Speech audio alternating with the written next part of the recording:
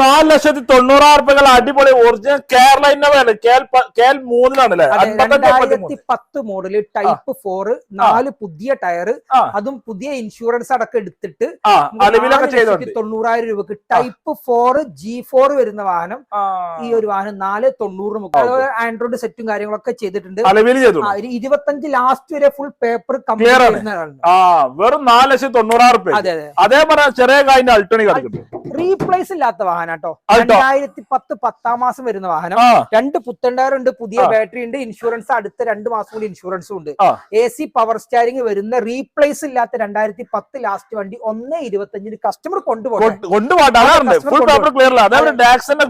26,000 kilometre 20,000 kilometre ഓടിയ വാഹനം കേട്ടോ.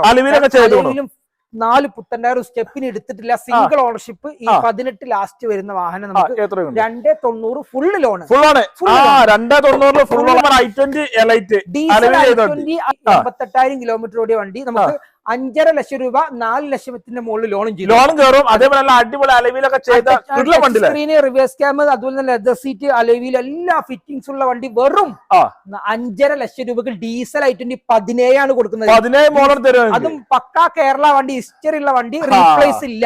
ഫുൾ ലോൺ കയറില്ല. 4.5 ലക്ഷം വരെ ലോണും ചെയ്തു കൊടുക്കും. 50,000 60,000 മുടക്കില് വണ്ടി കൊണ്ടുപോകാം. നല്ല മൈലേജ് തീർച്ചയായിട്ടും.